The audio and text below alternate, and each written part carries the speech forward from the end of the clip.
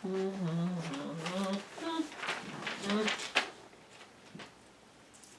Nordraken, I want to tell you what I want for Christmas. Can I have world domination instead? How about a pony and we'll call it even? A pony Zord? Ooh, Sure. My Little Pony has Zords. My little They're under Hasbro. It can happen. My little Megazords. My little Megazords. No. I mean, the Zords are My Little Ponies. It's under Hasbro now. It can happen. The Zord of Friendship.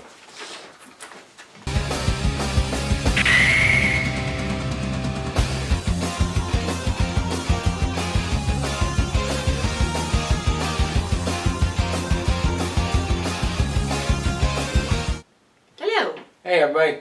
Hello, our fine good night friends. Welcome back to Power Ranger Month. Yeah. Well, we are breaching the end of it, sadly. Tears. Single tear down the cheek. We definitely I had a lot of fun preparing for it this past year. Did you? Yeah, it was fun. It's gonna feel weird, but hopefully we'll plan other big stuff in the future. So we wanted to finish it off with a little something that some of you have been requesting. What some of our personal favorite and least favorite moments of the franchise. So what we're going to do is we'll start off with something that will fan the flames within us. This is going to be our top 5 worst Power Ranger ideas.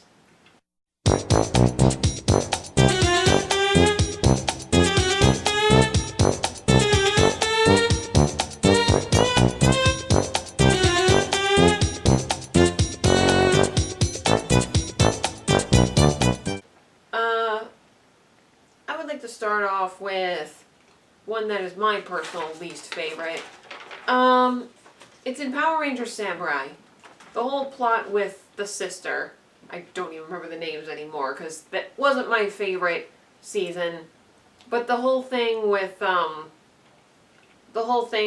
Red Ranger leading the Power Rangers, and then this big sister bitch comes out of nowhere and apparently she spent her entire life in isolation to do this one thing, do this one magic trick, this one Power Ranger trick, and it fails. I mean, I don't know. How would you feel if you were isolating your entire life to do this one thing? She literally had one job. Yeah. Believe it or not, this plot actually did come straight from CRINGE, the Sentai that it was adapted from. Which is weird, but still a dumb idea in my opinion. Your thoughts on it? I didn't really care for it either. It just felt straight out of left field, like just thrown in there. Yeah, what wasn't really. I would just be like, yeah, you just come out of nowhere. You literally have one job. You spent your whole life training for it, and you get injured in the process. I'd just be like, are you kidding me? All right, well, yeah, that wasn't ranty enough, but we'll get there. It's still the first one. The next one on the list, it's a 3-way tie. I know we're kind of cheating on this. It's a 3-way tie, but it's because they're all for the same reason. I thought these were horrible ideas. Why don't you start off with yours and tell us how you feel? All right, one of mine was Z putties, and I'm sure we can all understand why no one likes these Z putties because all you have to do is tap them with your pinky and they freaking explode. They are the worst henchmen I have ever seen. Zed was supposed to be an upgrade to all of this, and what do we get? Exploding henchmen. What? Hell, a baby could touch these things and they'll explode. Just have to tickle the chest and they're done for it. Yeah, and it's it is amazing the first fight scene they had with them. That they didn't even so much as accidentally bump into their chest once. It took them that long to hit their chest. And Jason's all proud of himself. I figured it all out, guys! Oh, touch! We're supposed to hit the literal target on their chest? No, I would have never figured that out. No. Just no. Another one from that particular season, the Dark Rangers. Now, what the hell was that? now, I lost track of which Dark Ranger. That's the one with the lobster leader, right? Lobster Commando or something? No. Nope.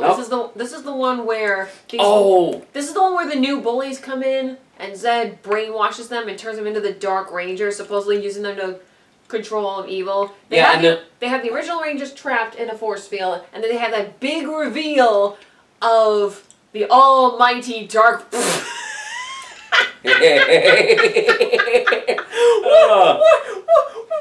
is that? You guys are the mutated sock puppets. I've seen better looks on those green screen skin suits. I mean, seriously, they just probably just robbed a thrift store and wearing ripped off ski masks, and even when the guys start talking and try to act all intimidating, I'm just like, you guys couldn't even rob a Toys R Us, and they're closed. Maybe they did, and that's where they got their suits. But, you know, then again, that same scene is when you realize that there's duct tape on Lord Zed's staff. That is another peeve of mine, like a little side thing. But, all those things happen, but the thing is, like, it just seemed like they were working on the Dark Rangers costumes, but they realized that they went out on their budgets, or they're like, oh shit, we gotta come up with something fast. Yeah, they're probably just reaching their deadline. If you look at the comic books, the Dark Rangers in there, they still look pretty goofy, but at least they look like Rangers. Right. And the other part of, we're still on number 4, by the way, so the most common is because of the design ideas for these. That's why it's a 3-way tie. And the third one is Thrax. Now, this is something we both agree on. He's just terrible. Rita and Zed's son looks like they just threw half of Zed into a junkyard and popped, and they said, good. He looks like Rita and Zed falling into a blender and coming out. It is clunky. I know that some of the monster designs have that particular design, but he looks more like he belongs on VR Troopers, because there's just so many clashes with the designs in that show. Mm-hmm. Oh, don't even get me started with that. That series was a disaster anyways. Yeah, from Operation Overdrive, by the way, one of the worst seasons there. I just did not find him at all intimidating, at all. Adam, you deserve better. You deserve to face a badass villain on your return. Okay, so, number 3 of the worst ideas. I don't know how it even falls into place. Power Rangers Wild Force. The Princess. Okay, for starters, I like Power Rangers Wild Force. And I can agree with her with her problems. Please, go on. Go ahead. She was just useless. She was just way out of place in that season. She's sitting there all happy and jittery and I will be with you in spirit. She was like Gaia. You know what? Wild Force is like Captain Planet, and she was Gaia. And she was like, except Gaia had a bit more of a personality, at least, but still, the princess pretty much does nearly nothing but leave a little magic here and there. Well, you know the base leaders don't actually do anything for the show. Well, they just stand there and give their advice, and maybe a power-up or two every now and then. Well, at least with people like Zordon. Zordon was stuck in a tube. Yeah, he had an excuse. He had an excuse. The princess, especially the part where one of the henchmen, Toxica, shows up to kidnap her, and all of a sudden, out of nowhere, the princess has a big blowout, like, and I'm just like, I don't know, I kind of found that funny. You could do that the whole time? What do you need Rangers for? She couldn't be out in the field. She was the guardian of the floaty fortress earthy thingy. I'm not just the princess, I'm the guardian of the earth. Then why didn't you do something until now? Because Guardians of Earth never protect the Earth. They send someone else to do it. In which case, Kami from Dragon Ball Z. And then, of course, after that little whoop-ass moment and finally thinking that she was going to have some badassery, she gets captured again. Damn it. Thank you, Princess Peach. You're an inspiration. All right. Now, we both have certain peeves about this, but you're more peeved about it than I am. Number 2. Number 2, Calish explosions. This was during the times of the Disney era or Disney Rangers, as I like to call them. And for those of you who don't know, it's the frequent cliche that they've done in recent seasons where they jump toward the camera and there's big explosions behind them. Yeah, no one ever gets hit by an explosion. They're always flipping forward as an explosion hits behind them, or it's a combination of the slow-mo and a guy with just terrible aim shooting to the side, not straight ahead instead. Going all Stormtrooper on their asses, or going what was that movie? Commando or something? Probably. Yeah. But yeah, it was a combination of the never hitting explosions, the flipping, and the slow-mo that just completely takes you out of the whole fighting sequence, which really there aren't any more good fight sequences since they do the slow-mo now. It's all string effects. Yeah, and there's also, I do love the traditional Power Rangers doing their poses, introducing themselves, and getting ready for battle, and then the explosions show up just to make them look badass. That's fine. That's a tradition for Power Rangers. It's kind of a traditional thing, and I do love that very much. I still have yet to see one where they do that, and then the explosions show up, and then they're like, "Oh, jeez, that was a horrible idea." it's like, yeah, we're gonna kick your butt, Power Rangers. Whoa! Oh, hi, that was a horrible idea! Or no, or even better, how about when it explodes and it's like a puff of smoke of each of their colors and they can't even see what in front of them or something like that. Shit, I can't see the mega! Ow! Why did you punch me? What if there was a mega explosion and it turns out one of them farted? Everybody was like, "Oh God, Green, did you eat those burritos again?" Yeah, or it actually does the wire trick and sends them like 20 feet in the air. Oh, Rangers! Sometimes when I morph, I can't help but notice this gigantic explosion right behind me for no apparent reason. I assume you're referring to the residual energy runoff that is sometimes necessary to clear the suit's biofield channels during the morph. I'm referring to the 6-story high fireballs like that one, right there. Now, could that happen to me in the kitchen or something? No. Like, they'll show that explosion scene, and then they'll show all the cliched flipping over collide explosions.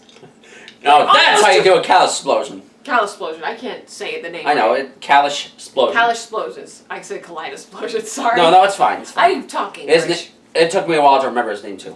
Alright, anyway. This was a horrible idea! Anyways, moving on. Alright, honorable mentions. The Warrior Wheel. Oh, the spinning wheel with It was just way out of place when it comes to the Zord collection, you know? Yeah. It was just... No one's collecting a wheel as a toy.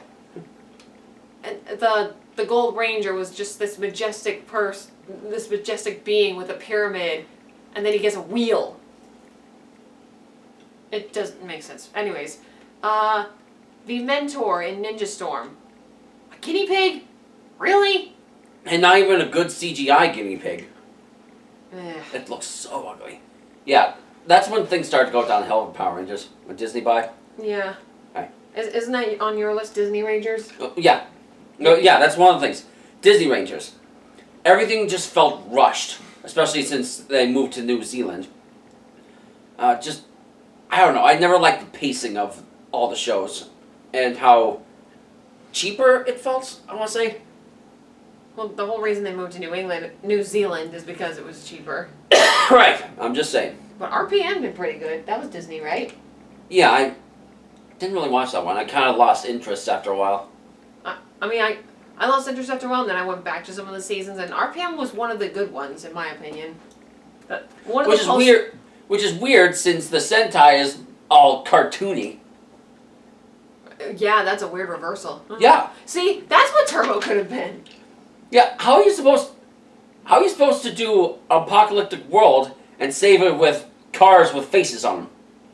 And eyeballs and all that. I don't know, but... The cars even talked in the show. Or, Sentai, at least. I don't know, but that's an example of doing it right. Yeah, that's what Turbo should have been. Getting a goofy season and turning into a serious thing, that's a way to do it. And I love Ziggy. Well, we're going back to the bad ideas. Okay, so, speaking of RPM, the character arc of Tanea, who is the sister who thought she was a cyborg and wasn't, and then they made her more of a cyborg. That's why it was a bad idea, in my opinion, because it was the exact story arc of Astronema.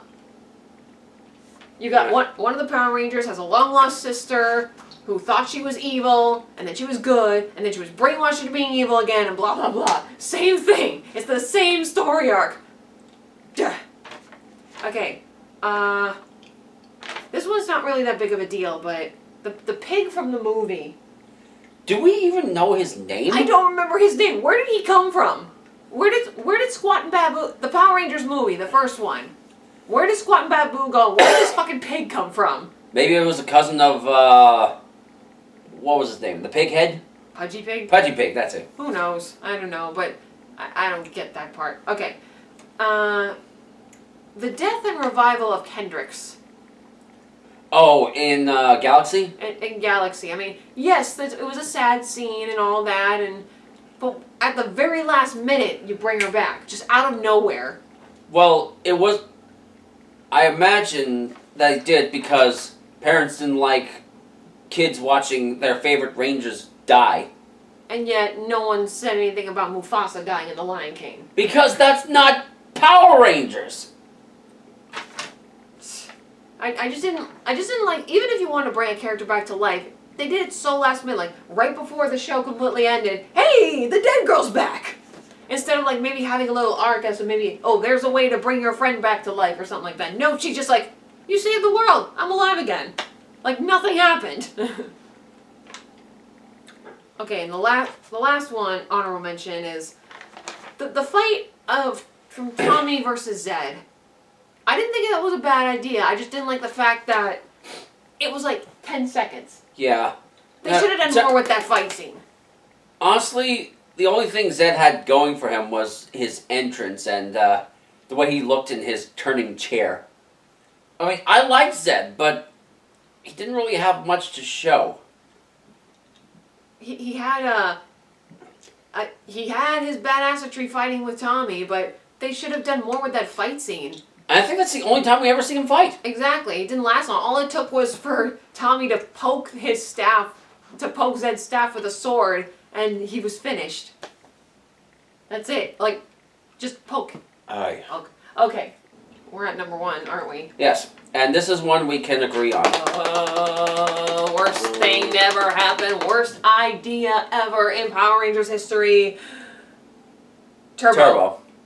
Just straight up Turbo. Just Turbo. The whole season. I hated it. Okay. It pushed me away from the Power Ranger franchise for a while. I hate it. I hate it. Now, Power Rangers Zeo was by far one of my favorite. It was awesome. Was by far one of my favorite seasons. And then we go to Turbo, which we didn't even really lose the Zeo powers. It was because they weren't waterproof. But yet you give them land-based vehicles, and you're never in water again. So, questions? Well, there's a whole behind-the-scenes thing with the Zeo powers.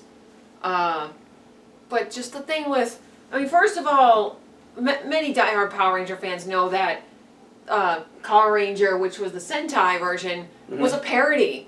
It was a parody of Power Rangers. It was meant to be goofy. They took that and tried to find some way... Like, I know it's a children's show. I get it. There's going to be goofy and funny parts in it, but they actually set it up as if as we were supposed to take it seriously. Especially the part when someone gets baked into a giant pizza. Yeah, that's one of them. I mean, you're gonna have your goofy episodes together, but there's moments like when the Rangers show up at the battle scene in those little go-karts.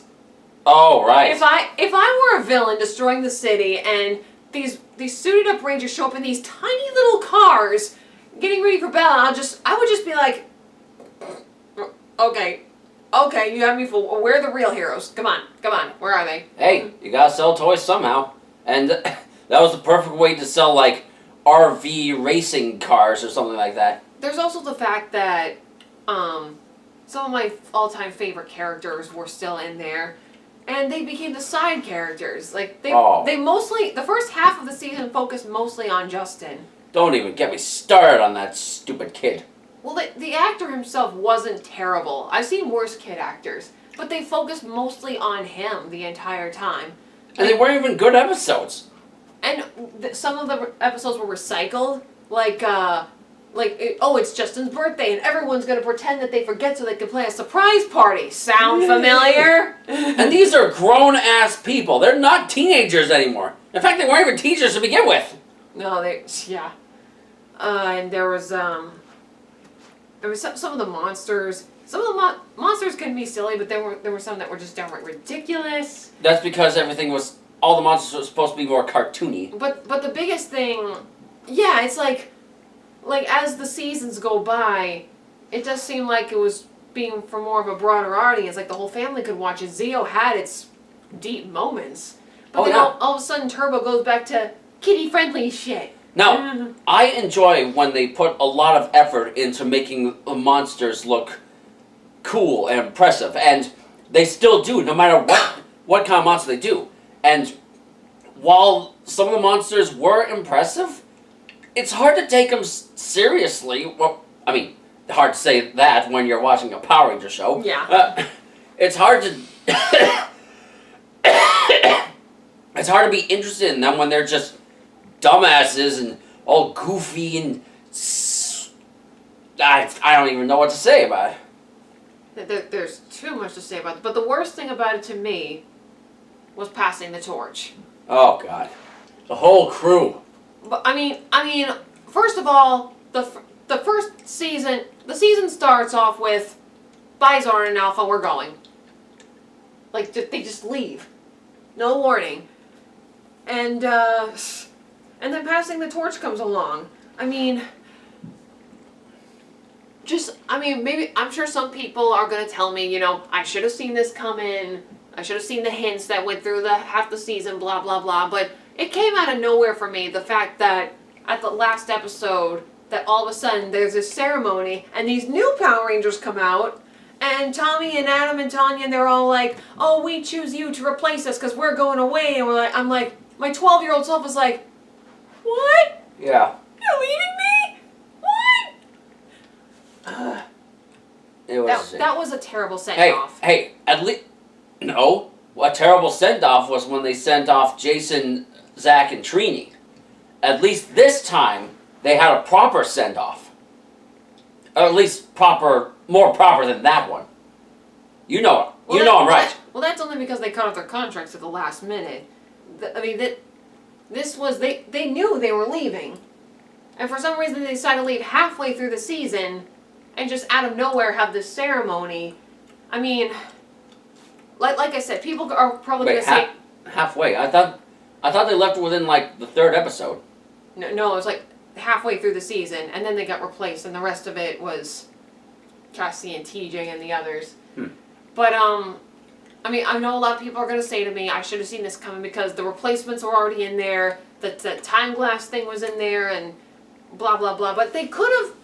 I feel like it would have been better off... obviously, I would have been sad that Adam and Tommy and the others was leaving, but if they set up the first half of the season as if, maybe in the beginning of the season, they say, "Hey, guys, you're graduating high school, your time as Power Rangers are up, and now you need to find someone to be your successors." And what if the first half of the season was just about that?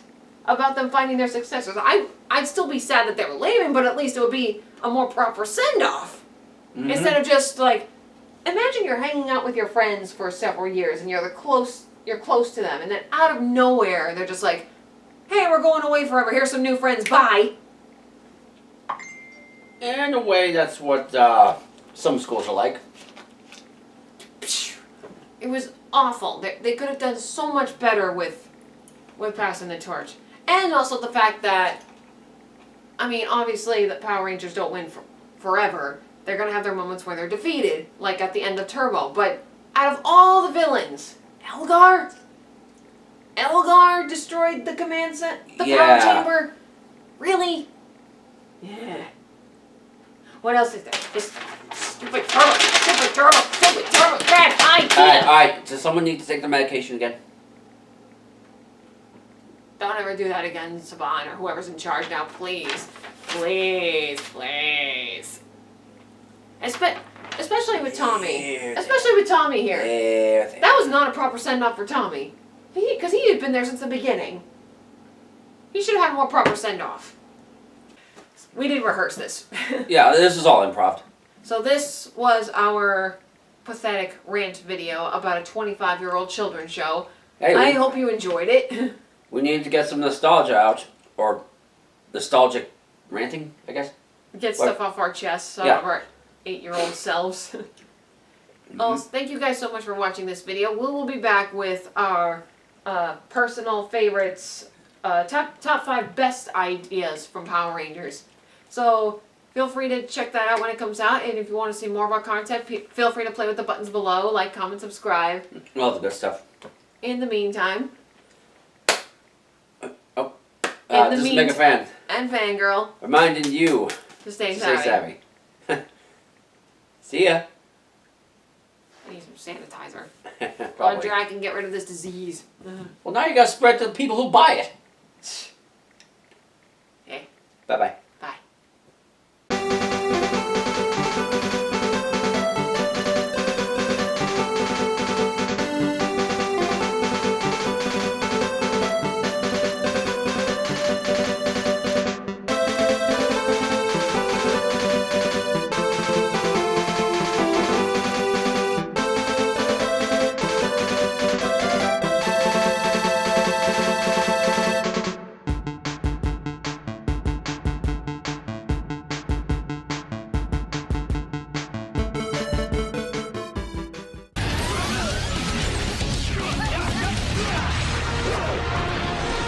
There!